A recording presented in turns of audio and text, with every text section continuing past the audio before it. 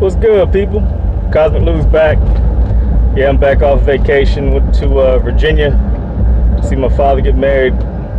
Good time. Had a great time. Love you, Pop. And wow. So let's talk about the Elseworld crossover event that just happened on the CW hero shows, Arrow, The Flash, and Supergirl. That was amazing. I just finished up watching those 3 episodes, and boy, oh boy, there was some good stuff going on in there. So if you didn't watch it, just a quick recap. This doctor, they named him Dr. Destiny, but his real name is Dr. John Deegan. He was given a book of destiny by a character called the Monitor. And the Monitor is, I mean, he's OP. He is way overpowered in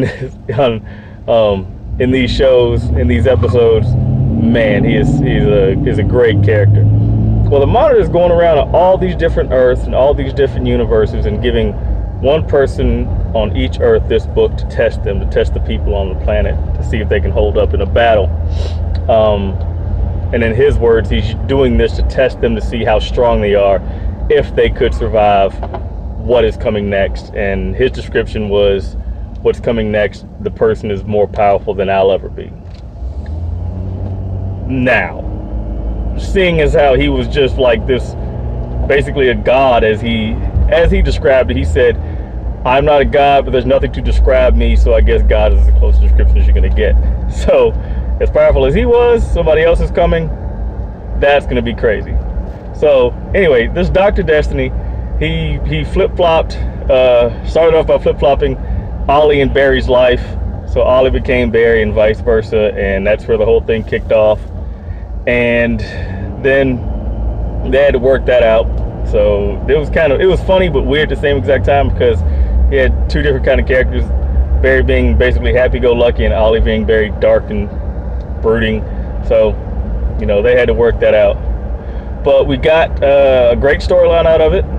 They wove Kara into it, Supergirl, because they went to go find her to help them, because everybody was all lost. So she went to help them, and she actually recruited Superman.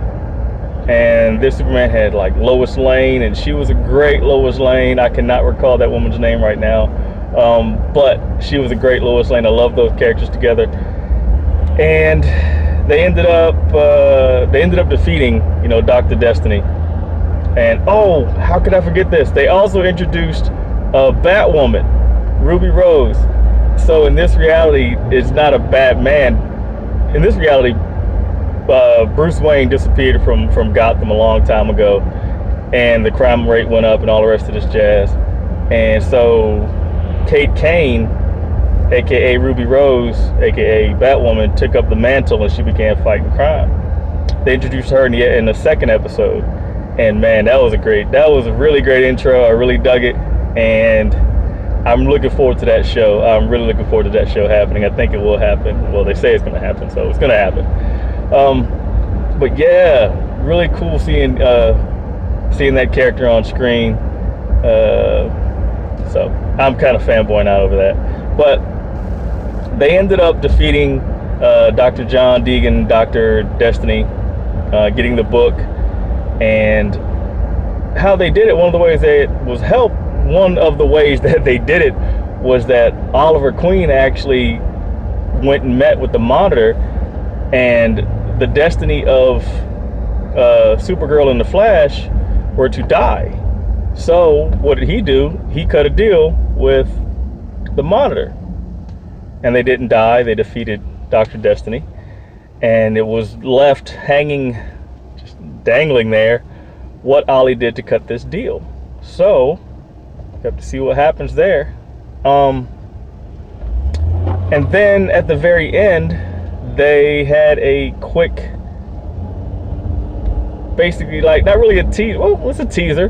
They said that next year the storyline Crisis on Infinite Earth is going to happen, which is a huge storyline in DC. I'm not a huge DC fan. I'm a great DC appreciator. I need to brush up on that book, on that storyline.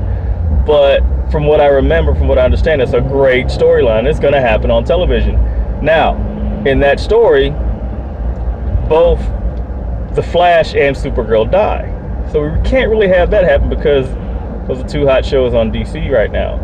Now, did Ollie trade his life? Did he trade his life and make a deal with the Monitor to save them?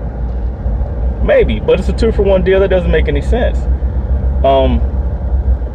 But maybe there was like he threw in some boot.